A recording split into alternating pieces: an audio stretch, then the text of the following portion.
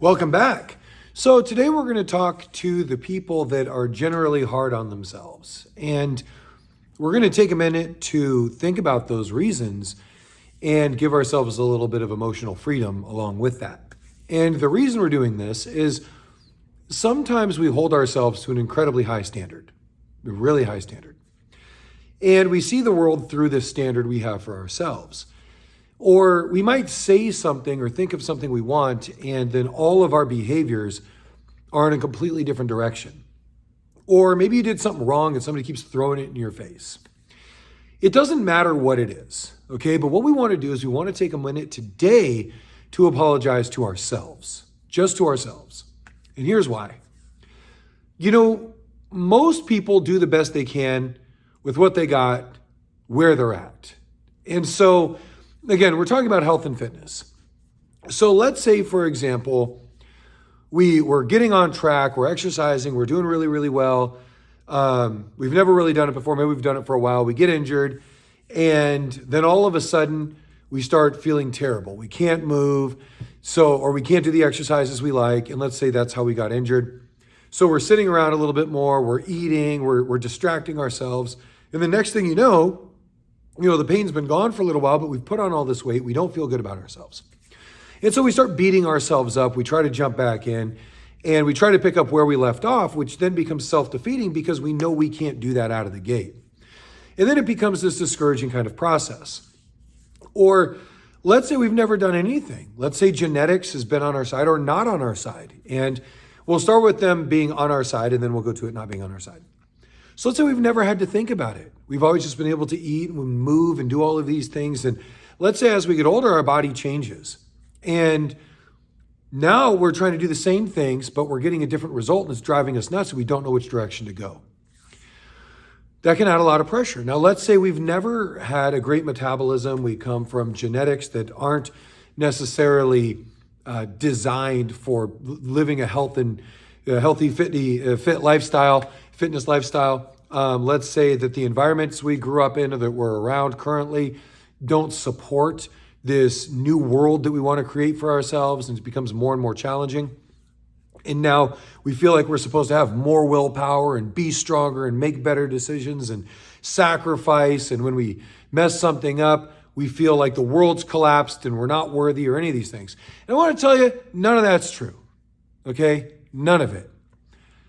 What we want to do is we want to take a minute and just apologize to ourselves for something specific that has affected us as individuals, as an individual, not collectively as a group.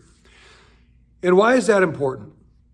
Well, we don't know the kind of story that's going on in your head. We don't know what you're creating each time something like this happens. We don't know what's being reinforced. And so let's say we make a decision and we feel bad about that decision. Okay? Now, that's all we know. That's our only input. We did it, feels bad, right? Cause and effect. Well, let's say the circumstances around that decision present themselves again. We do that again, but we don't know any alternatives. So again, we do it. We're not sure. We don't feel as good. Okay? So let's say we never learn alternatives. So what we have to do then is we begin to justify or create stories around something in order to allow us to continue something. Okay? So let's say I eat a whole pizza and drink a pitcher of beer. Okay? And I'm super hungry. Let's say I didn't have a lot of carbohydrates that day, or let's just say I'm out with friends and I have the whole thing over the time that I'm there. And then as soon as I'm done, I'm like, oh God, it's horrible. I'm never gonna do that again. And then those situations, as soon as that pain is gone, is often forgotten, right? We don't really hold on to it. And Machiavelli said it pretty good. And it's also said in various forms in other literature. It says, men are governed by their present needs. So when we begin to think about that, and we think about the situation, the circumstances, and all of these other variables that contribute to that one decision of hanging out with friends and drinking a pitcher of beer and feeling bad afterwards, I might be so consumed with what I feel that I'm missing in that moment that I've never taken time to explore any other alternatives. So I need to forgive myself for that. I can't hold that against me. If I hold that against me and I just say, oh, that's how it is, but I want something different, or, oh, that's just me, or whatever, that's not a true story, right? We're giving up in that instance. And what we should really do is just forgive ourselves and make space. Now, if, let's say, for example, there's a food that you have every year on a holiday and you overeat it. And the people around you always say, oh, look, there they go. They're going to eat the whole casserole. They're going to eat the whole pie. They're going to eat the whole dish. And what happened is a one-time thing now becomes this reinforced kind of, you better live up to the expectation. You better live up to our belief about this. You better carry on the joke. And that's not a fair place for you to be, right? So if you did it once, you don't feel good, forgive yourself for that. Stop. You don't need to live to anybody else's standards either. You live to your own. You live to your own standards.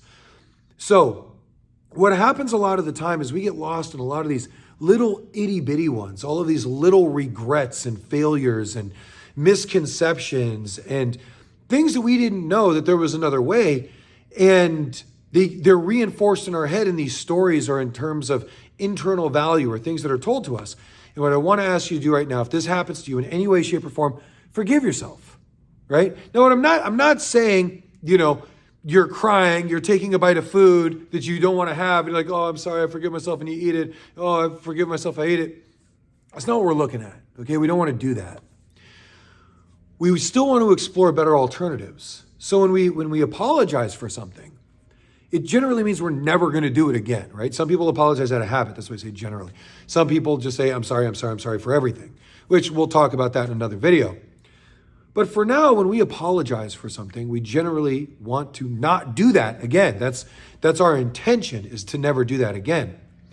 So in that intention and in that apology to ourselves, we have to create a certain level of resolve to find better solutions or ways for us to do what we want, or give us the freedom without the emotional burden to be able to do those things that we're doing. And so I hope this video gives you that opportunity. And if you just need permission to apologize to yourself, this is it. Okay? If you're looking for a sign, this is it. It's okay.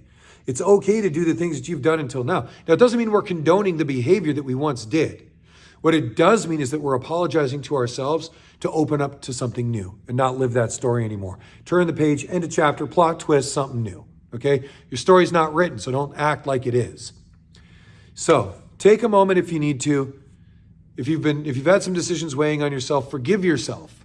Give yourself that moment to let that go. Don't worry about the answers, just let it go. Notice that freedom that comes along with that feeling. Additionally, what would you like to do instead? What would you like to do next time? Jot those down so you have a plan preemptively to know what you need to do next time or know what you need to look for. Have a wonderful day. I hope this helps. You got some conversational things you want to discuss? Put them in the comments, and happy to get involved. And keep it cool, right? I know that some people lived with deep regrets. Some people have surface level stuff. Some people are just like habit-based stuff. But, don't share anything more than you feel like sharing if you decide to share. Hope this helps. Have a wonderful day, and I will talk to you soon.